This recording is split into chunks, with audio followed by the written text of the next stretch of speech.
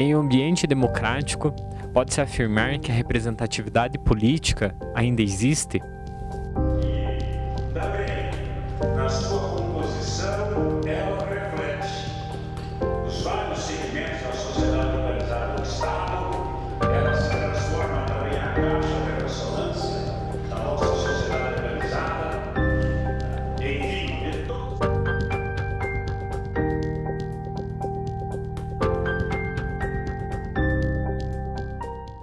Segundo o dicionário, a palavra política significa a arte ou a ciência da organização, direção e administração das nações ou estados. A questão da representação em ambiente democrático remonta ao século XV na Suécia, onde criou-se um parlamento em que representantes do povo, da burguesia, do clero e da nobreza possuíam voz.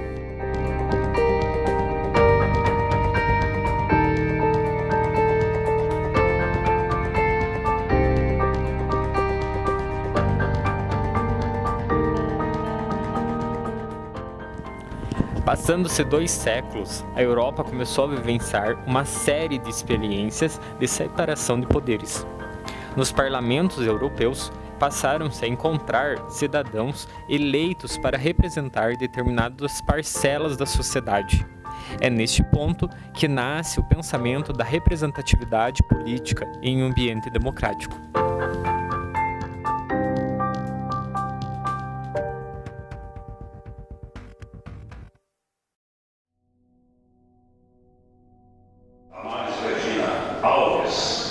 Ministra de Estado da Mulher, da Família e dos Direitos Humanos. A nossa homenageada na tarde de hoje não pôde estar presente em função de um compromisso do próprio secretário. Cumprimento os senhores deputados, primeiro secretário deputado Romanelli, segundo secretário deputado Pastor Gilson, senhores deputados, deputadas, lideranças aqui presentes, já anunciadas.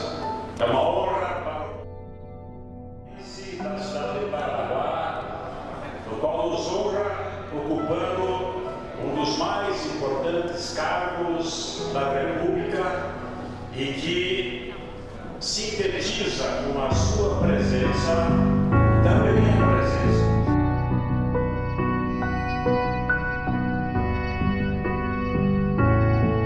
Após as investigações dos diários secretos e da Lava Jato corroerem a política estadual, os munícipes de União da Vitória ainda sentem-se representados por aqueles que estão ocupando as cadeiras da Assembleia Legislativa?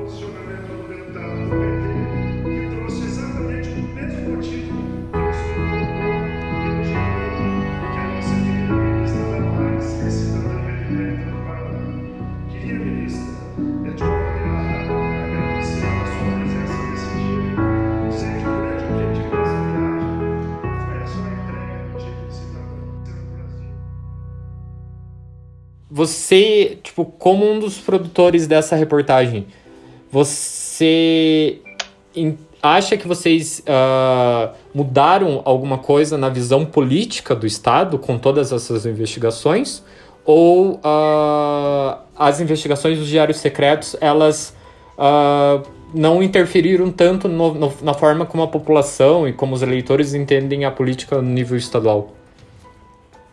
Olha, eu acho que talvez naquele momento ela tenha contribuído de alguma forma para o entendimento das coisas.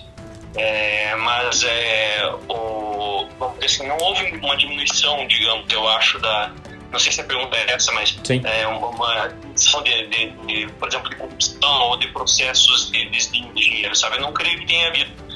Até porque o nosso papel não é esse, né? Nosso papel é fazer jornalismo. Então, as instituições elas têm que informar a si mesmas e os legais têm que fazer os de investigação e, enfim, nosso papel não é esse. Mas eu vejo que, na verdade, nós denunciamos um certo esquema que existia, mas outros esquemas no lugar, né, acabaram ocupando, né, porque não existe vácuo, né, nesse tipo de coisa. Né? Houve transformações institucionais na Assembleia, claro, mas, por exemplo, uma das mais notáveis era a diminuição do número de cargos em comissão, né, que era uma das coisas que a gente focou na matéria, né? Diminuiu bastante. No começo, ali, pro ano seguinte, era tipo uns 40 40% a menos. Só que hoje já aumentou. Hoje já é se você comparar com 2010, não chega a 20% a menos do que o número que tinha anteriormente. Então, cada ano ela vai subindo, sabe? E cada ano vai voltando meio que a ser o que era, digamos assim, pelo menos nesse aspecto, né? Nesse ponto concreto de número de funcionários, né?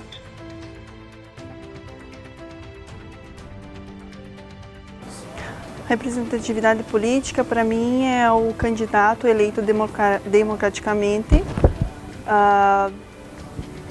está lá apto, eleito pela sociedade, a representar o que o povo está precisando ou em busca do que o povo está precisando. Acho que seria isso. É o político que vai lá, faz as suas promessas e consegue cumprir elas sem danificar qualquer tipo de patrimônio público ou órgão público e sem denegrir a imagem do brasileiro, né? Entendo que quando você elege alguém, quando ele está atuando lá politicamente, ele vota ou faz as atuações dele como você faria.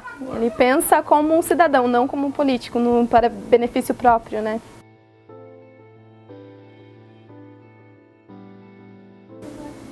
Não me sinto. Que muita coisa que poderia ter sido feita, que eles poderiam batalhar pela sociedade, não está sendo feita.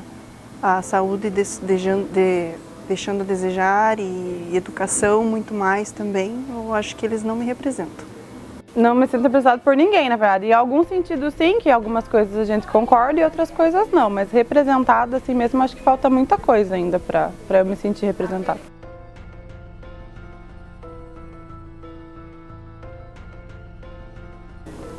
Os dois, não só a população, porque, como dizia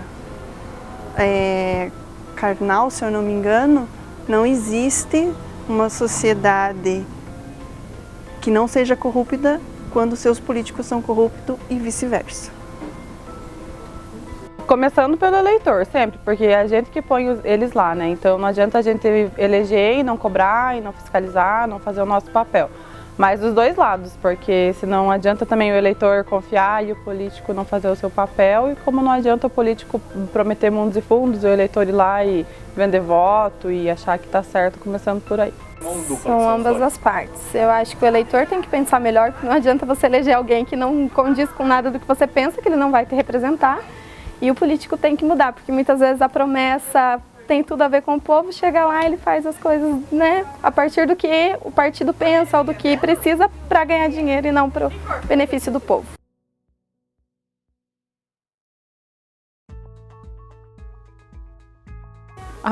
Eu sempre tenho esperança que melhore, né? A gente sempre tem aquele fundinho de esperança, assim. Então eu tenho esperança que sempre melhore e que venha gente nova, com coisa diferente e que faça a diferença. Eu espero primeiro que o voto seja muito mais consciente, porque eu acho que aquele discurso de impacto que deixa todo mundo eufórico não é o caminho. E eu acho que os políticos têm que passar a olhar mais para o cidadão, não só para o benefício deles. Após ser governado pelo Partido dos Trabalhadores, a população brasileira resolveu em 2018 apostar em um governo ligado à extrema-direita, sendo assim, produzindo uma das maiores mudanças políticas da atualidade.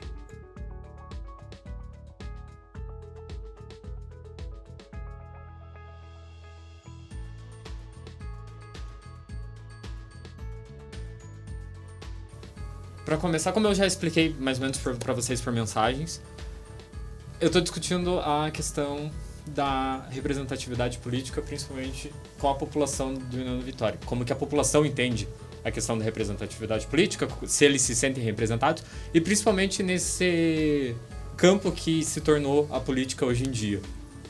Desde 2013, que ela vem tendo essas transformações, como que a população entende hoje em dia, e é isso que eu queria discutir hoje com vocês.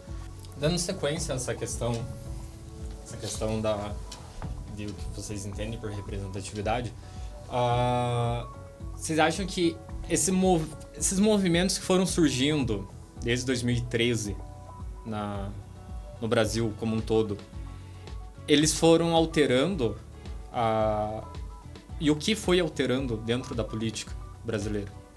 Toda essa movimentação que foi tendo desde 2013 e dali em diante. Bom, claro, eu vejo que sim, eles são importantíssimos se a gente quiser analisar a atual política brasileira, compreender o que ocorreu no Brasil a partir de 2013.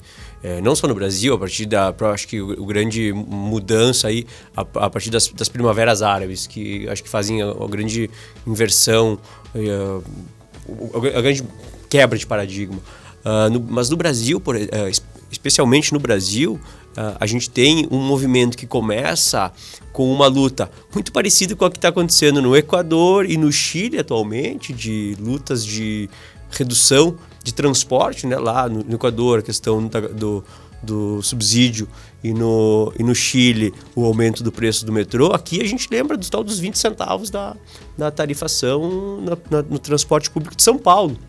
Não estou nem falando com uma luta nacional, mas que acaba, é um movimento que acaba sendo sequestrado por um processo que vinha ocorrendo de bipolarização na política e que faz com que grupos representativos como o MBL, como outros que aparecem angariando uma população que não se sentia representada pelos partidos políticos, pelos sindicatos, pelas agremiações de bairro, seja por qual for essa associação, eles acabam tendo até a relação virtual do Facebook, de outros programas, de outros grupos que se atraem, eles acabam se sentindo representados, porque afinal de contas ali tinha uma luta que parecia ser deles. Concordo com o João. Eu diria até o seguinte, eu voltaria um pouquinho para pensar nos nossos vizinhos argentinos de 2001, tem uma onda de protestos contra políticas neoliberais que estavam sendo implantadas e implantando medidas que o FMI recomenda, e ficou famosa a frase que se vayan todos, né? A ideia quem está ali não me representa, e isso obviamente a gente daí traz para o Brasil. O João falou muito bem da ideia da Primavera Árabe, tem o Occupy Wall Street, enfim, uma série de movimentos no mundo todo que demonstram exatamente o declínio dessa lógica da representação. Eu diria que não é só da formação política da representação, mas da própria lógica da representação, na qual nós já não acreditamos muito mais, assim, enquanto sociedade. Mostram bem, é emblemática aquela cena em que os manifestantes sobem no Congresso, tomam conta. Aquilo diz assim, quem estaria aqui para me representar não representa mais. A pergunta se situa um pouco no que se tornou 2013, né? É aquele pessoal que começava a lutar por a lei dos 20 centavos, né? Mas também por mais saúde e educação. Hoje está dizendo que é menos Estado, que é menos serviço, e está propagando um discurso do Estado que não intervenha e que não diminua ou erradique desigualdades. Pois a gente vive de fato um dilema, eu diria inclusive como os colegas no mundo, do ponto de vista político. E toda essa movimentação que a gente viu aqui, ela de fato se deu também de algum modo no mundo. E aí, como os colegas apresentam, que é preciso repensar então o modelo que a gente tem. No Brasil, de forma muito específica, a democracia ela permite essa movimentação e ela é saudável, inclusive. Mas qual é o nosso problema, assim, do ponto de vista brasileiro, do ponto de vista de um tipo de homem brasileiro? Seria que a gente tem muita dificuldade de fazer um debate político sadio. Então, a gente é muito envolvido no processo de paixão, e aí quando a gente tem muita paixão e pouca racionalidade, então a política ela torna um problema.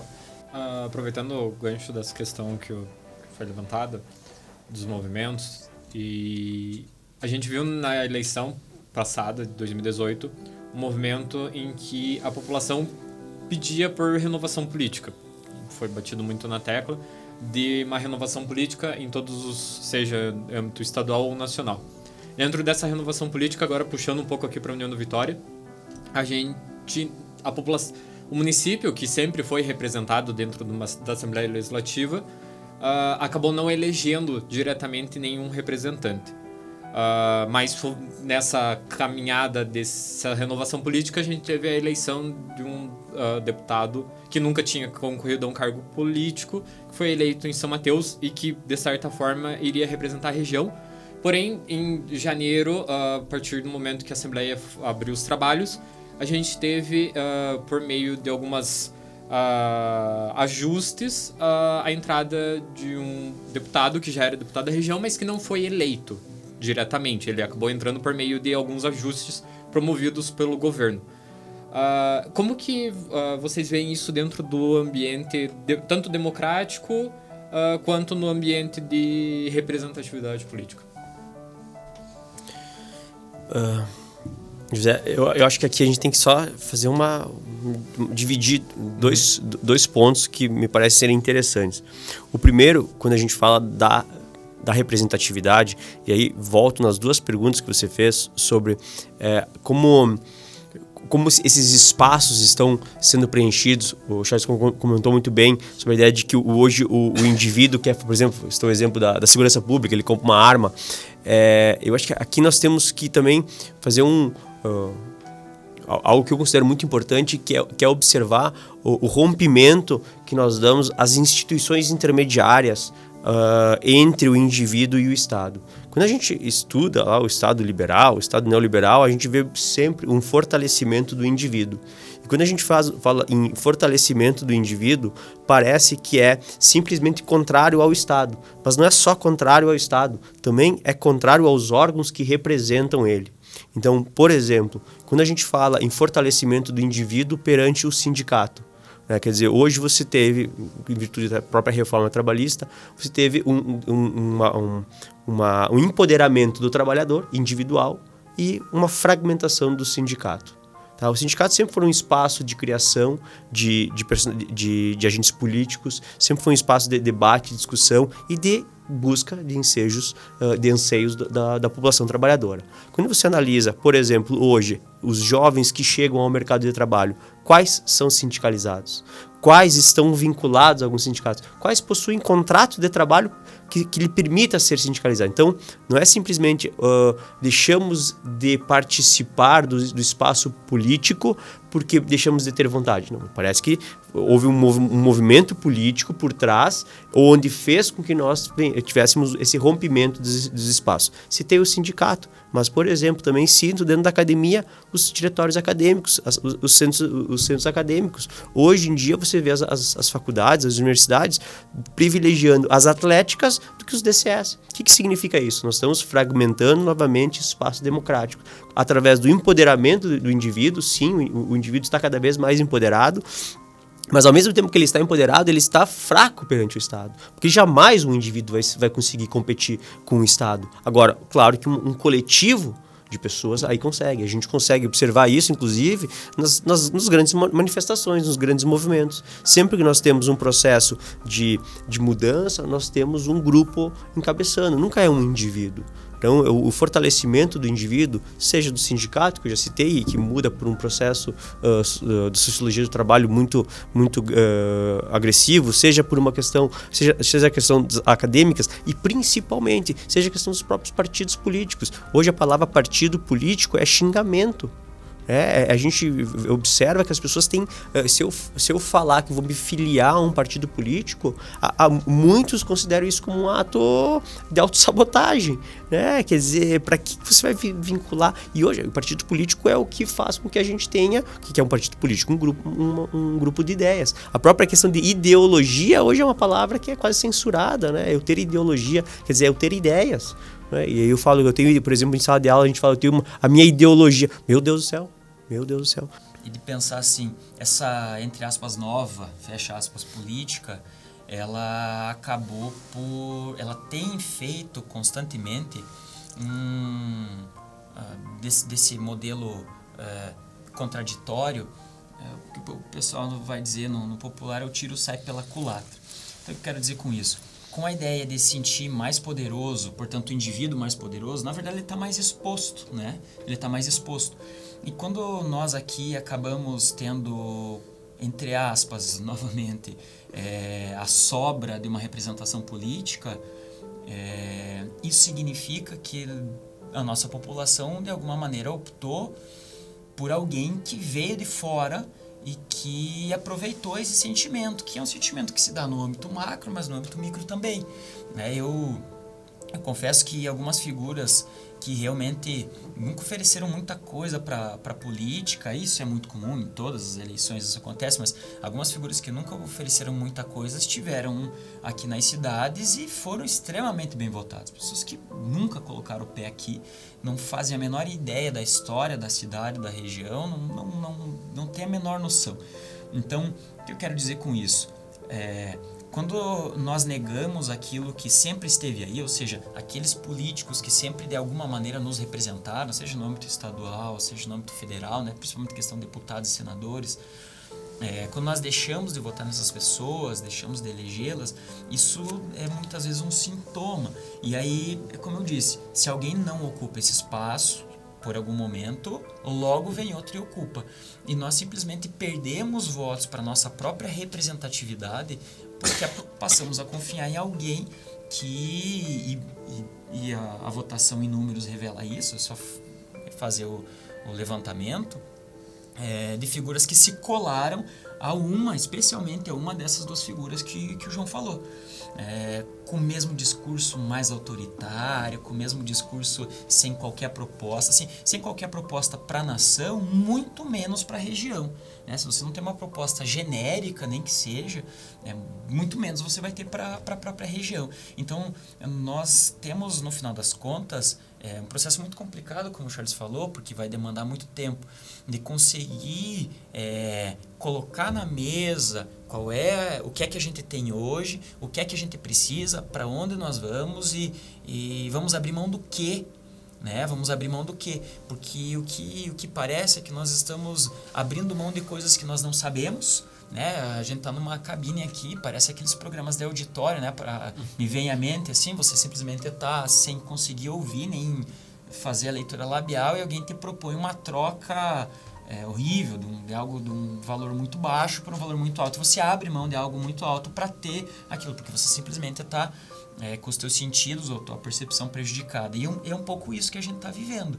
A gente está optando por propostas que vêm, que nos afetam, e essa é a grande questão. Eu acho que hoje a discussão política ela tem que se centrar no ponto da racionalidade, mas ela precisa, que é o que o Charles falou.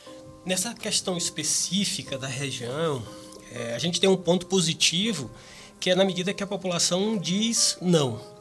Mas aí a gente pode pensar se esse dizer não para um deputado e o sim para o outro deputado, se esse outro não pensa da mesma forma, ou como disse João, não participa desse mesmo partido ou de um partido muito próximo do ponto de vista das ideologias.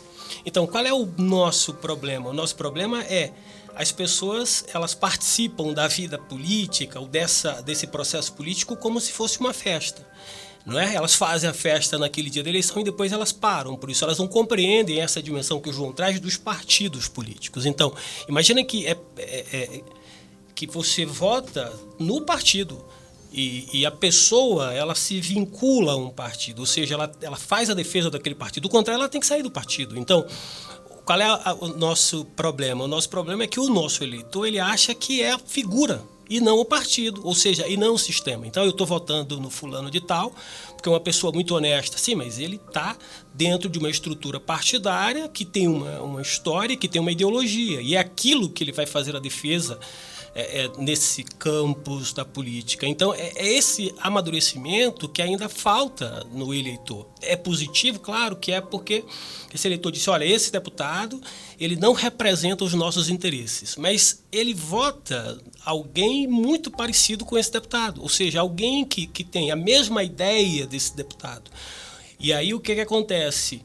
Esse sujeito que se elege, ele joga a favor de quem? Quais são as bandeiras que esse deputado defende? Então, se de um lado estão os eleitores discutindo o que é representatividade política, de outro, os políticos e ex-políticos que algum dia já representaram o município, seja na Assembleia Legislativa ou na Câmara dos Deputados, também discutem como a representatividade política influencia na hora do voto. Senão não tinha tudo isso aí que tem. Então eu acho que eu fui uma coisa muito boa. Para a minha vida particular, é claro, perdi, mas você não vive só para ganhar. Quando você vai para a política, um político honesto, você tem certeza que dificilmente vai ganhar. Mas você vai representar a tua cidade e vai dar a tua parte de contribuição que você deve para a sociedade. E como que o senhor viu essa última eleição que a gente teve em 2018 para a Assembleia? O senhor não chegou a ser deputado estadual, mas como que o senhor viu essa última eleição para deputado estadual, onde nomes tradicionais da política da nossa região acabaram não se elegendo diretamente? Como que o senhor viu essa questão política em 2018? Eu vi, foi um momento diferente, né? Um momento diferente.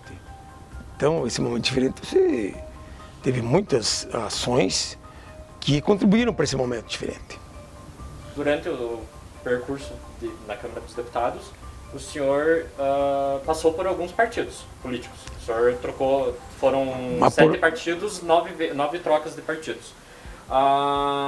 O senhor acha que isso não interfere não interferiu no seu eleitorado? O seu eleitorado acompanhou o senhor pelo o trabalho que o senhor fez e deixou os partidos políticos de lado? Não, o meu nome, a pessoa não queria saber se eu estava no PR, no PTB, ninguém queria saber isso aí. Queria votar em mim, meus amigos. Então, isso aí não. Eu só troquei por questões, como o último que eu fui, que foi o PR, eu troquei por questão que mandavam um DENIT. E como é que eu ia fazer uma obra de 260 milhões se eu não fosse lá? E com a minha parte, que eu, como eu falei para você, de empresário e de visão, eu bolei um bem bolado que eu fiz essa obra de 260 milhões. Eu fiz obra que o governador não fez. E nem o presidente da República, fiz obra que eu fiz. E pus meu nome lá e placa lá, ninguém tirou, porque realmente fui eu que fiz. Eu lutei muito pela Escola Técnica Federal, acho que é uma coisa legal para a cidade, a educação. Nós temos que se firmar cada vez mais como cidade polo na área da educação. Então, é uma obra de grande porte para a cidade. Conseguimos, estava certo na vitória, de última hora, a representação política do norte do Paraná, onde o filho do José Dirceu era prefeito, Cruzeiro do Oeste. Acabou levando nas faculdades para lá. Do dia para a noite não tinha mais, eu fui lá com o Conselho da Mulher Executiva, com os vereadores, com os empresários, mostrar que a nossa região não tem muita opção pela questão econômica. E mais para completar, o que você espera da política? Ano que vem a gente tem eleição para prefeito, 2022 já futuramente os governos, mas o que você espera da política daqui para frente? Olha, eu espero para a nossa cidade, União da Vitória, ela é um povo bastante exigente, é um povo diferente que Porto União. União da Vitória é um povo que quer uma mudança, ele está sempre buscando uma mudança. Eu vejo um pouco o histórico de Porto União e fico com um pouco de inveja de Porto União. Quando eu me elegi a primeira vez em União da Vitória, o Eliseu assumiu no lugar do Buzina logo em seguida em Porto União. Aí eu não me reelegi por 317 votos, 12 partidos contra, do outro lado e tal, acabei não me reelegendo. O Eliseu se reelegeu. Aí o Eliseu conseguiu se eleger o Stasiak, que era o vice dele. Aí o Stasiak se reelegeu por mais 4 anos, ficou 8 anos. Aí o Stasiak elegeu o vice. O vice ficou 4 anos, não quis sair mais, voltou o Eliseu. Eles têm se você perceber, eles têm uma continuidade. E cada um vem fazendo um pouquinho de alguma coisa. A representatividade política, sempre você deve ter a representatividade, o legislativo, União da Vitória, por exemplo, ter a sua representação no legislativo estadual e federal. Eu acho que é muito importante. Por algumas lutas específicas. Por exemplo, você tem um problema regional que, como eu participei no passado, me lembro, eu participei muito sobre a discussão do tabaco.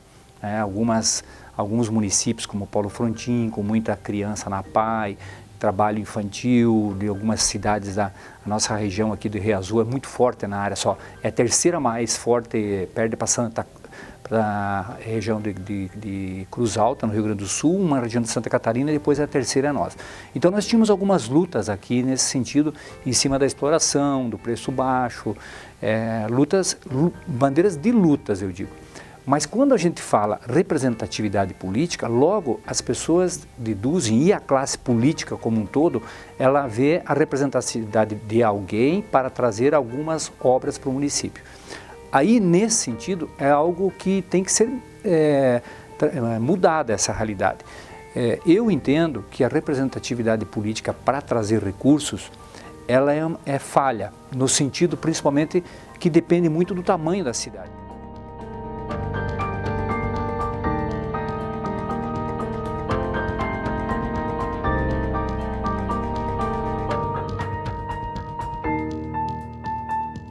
Dando sequência, mas caminhando já para uma conclusão, eu queria saber de vocês o que vocês aguardam, esperam e preveem da política, seja ela a nível municipal, que a gente tem eleições ano que vem, no nível municipal, e seja ela para a próxima eleição em 2022 a nível estadual e a nível federal. Esse caminho que o Brasil veio trilhando desde 2013, como o Everton falou, que veio mais antes dos países da região, mas principalmente aqui no Brasil desde 2013 em diante, ele vai dar sequência ou é algo que ele vai para vocês, é algo que sofra mudanças para as próximas eleições, seja ano que vem ou seja em 2022? Eu destacaria alguns pontos. O primeiro, em relação às eleições municipais, é nos municípios que a vida ocorre, né? Só que tem um problema, nós temos a percepção, e ela não é uma percepção de todo errada, de que não há força ou representatividade política aqui. E esse é o primeiro ponto que eu gostaria de destacar.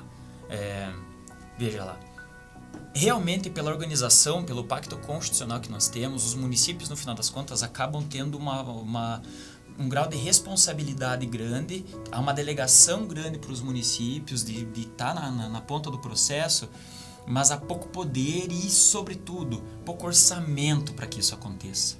Então, esse é o primeiro ponto, que não tem a ver propriamente com eleições. Então, nesse sentido, não vai mudar muito. Agora, em termos de discussão de polarização, que me parece também...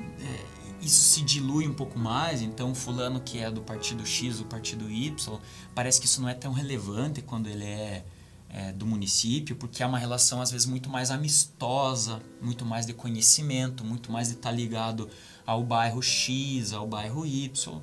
Então, essa dinâmica, ela de alguma maneira permanece, embora discursos mais, entre aspas, extremos, que apelem para o emocional, tendam ainda por conta de serem inflamados, ter uma adesão. Sobretudo porque é o contexto que a gente tem, né? Como eu comentei. O deputado estadual não tem nenhuma participação em termos de liberação ou não de armas. Um vereador menos ainda, um prefeito que dirá. No entanto, se acredita nessa vinculação que precisa criar essa massa, esse corpo político. Um segundo ponto que eu gostaria de destacar nas próximas eleições, eu acho que pode haver, se houver eleições, né, mas pode haver sim um movimento um pouco mais drástico. E isso não tem a ver propriamente com o resultado das eleições, mas com o próprio embate. Se nós formos pensar, nós somos um país que não acertou as contas com pelo menos 2 traumas seus, assim. O primeiro é a escravidão, o segundo é a ditadura civil-militar. Nós não resolvemos isso, nós simplesmente ignoramos. É o país da democracia racial, não é verdade. Isso não é verdade. É o país em que os grandes acordos se realizam, um pacto, não é verdade. Eu sou entusiasta da Constituição. Mas é preciso reconhecer, tenho a mesma idade da Constituição, é preciso reconhecer que nesses 31 anos a gente teve bastante diálogo. E teve a oportunidade para dialogar melhor e avançar e não permitir que alguns discursos, porque a ideia do diálogo, a ideia, né, no grego, dia envolve a relação e o logos, é um discurso, mas é sobretudo uma forma de pensamento. Quando há uma negação do pensamento, nós não precisamos e nem devemos deixar que isso cresça. Só que isso cresceu, e cresceu muito. O que eu vejo para as próximas eleições nacionais é um cenário de muita dificuldade. Por quê? Porque, por um lado, haverá um natural, eu não gosto muito da expressão natural, mas um lógico, pensável, dedutível revanchismo de parte da sociedade dizendo, viu, nós avisamos, eu avisei, tá aí, agora tá todo mundo em crise, a gente precisa mudar. E de outro lado, uma certa resistência à mudança e vai dizer, olha, mas é que as pessoas que vieram para a nova política não puderam trabalhar. E isso num cenário terrível de, vamos lá, reforma da Previdência, que só ataca pessoas mais pobres, que já veio de uma reforma trabalhista que aconteceu no governo Temer e aconteceu agora com a chamada MP da Liberdade Econômica, que é uma segunda reforma trabalhista. O interessante é que eu não gosto de chamar de reforma, mas de deforma, porque ela simplesmente deforma todo e qualquer tipo de segurança que o cidadão poderia ter. A ponto de nós falarmos, o Charles citou muito bem o Rousseau, lembrar do contrato social. Nós temos hoje, com essas políticas neoliberais, uma inversão, uma reversão do contrato social. Então, a tal ponto que, veja, o indivíduo ele é exposto, ele está inseguro e impotente.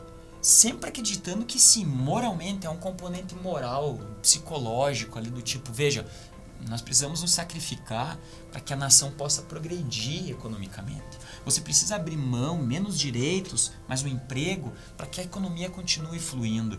E esse é um discurso que, infelizmente, vai permanecer. Só que discurso não se sustenta durante muito tempo. A gente vai estar sustentando isso na rede social, no celular, mas atrás de nós o país está pegando fogo. A gente não pode achar que o país está parado também, né? Que a população está parada, porque às vezes é uma sensação que a gente tem. Eu concordo com o Everton, e é isso, assim, eu acho que o tempo é um desafio, inclusive, para a gente compreender, porque no Brasil, sobretudo, quando você olha esse cenário, a gente não tem uma direita no poder, não, pelo contrário. A gente tem uma discussão política atrasada, pautada numa moralidade ruim, inclusive. Então, seria muito bom se a gente pudesse estar discutindo com uma direita, com um projeto liberal ou neoliberal. Então, seria uma tensão mais tranquila. Mas o que a gente está vendo? É uma degradação do processo político, onde a gente odeia negro, mulheres, homossexuais. Então, assim, a gente acha que a resolução da violência seria matando os bandidos. Então, veja que a gente vive num tempo ruim, difícil, inclusive. Dá para se imaginar, inclusive, o que a gente vai ter pela frente. Por outro lado, o que acontece do ponto de vista partidário, a gente também não avança com relação à esquerda. A nossa esquerda no Brasil é desarticulada, então grupos que se denominam de esquerda, eles não conversam. Então, a gente tem personalidades disputando política e não grupos organizados. Então, isso tudo gera um temor. E aí a gente vive essa crise que o Everton nos apresenta, e é verdadeira, inclusive. E é nesse cenário que a gente vive, né? Agora, por outro lado também, eu fico imaginando, não sendo esperançoso, mas movimentos estão surgindo, aquilo que a gente poderia chamar de uma sociologia das ausências. Em algum canto tem alguém organizado, lutando, em algum canto tem alguém na escola já se levantando. Então, essa crise, eu acho que a liberdade ela nasce do cárcere.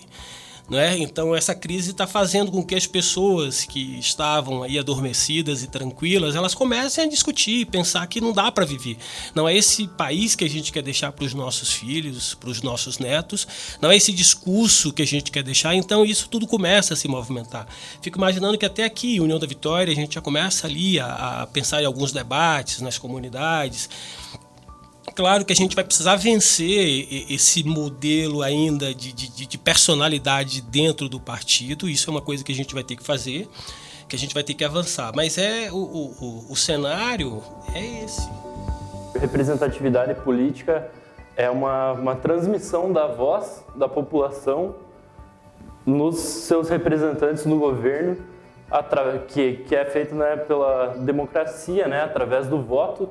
É a população se sentir que tem voz nas decisões que envolvem a coletividade, né? E para analisar essa questão da representatividade política, eu acredito que a gente deve levar em conta que ninguém nunca vai se sentir 100% representado, porque mesmo que concorde com diversas ideias de um determinado representante, vai ter alguns pontos em que vão haver divergências, né? Demonstram bem é emblemático aquela cena em que os manifestantes sobem no Congresso, tomam conta. Aquilo diz assim, quem estaria aqui para me representar não representa mais.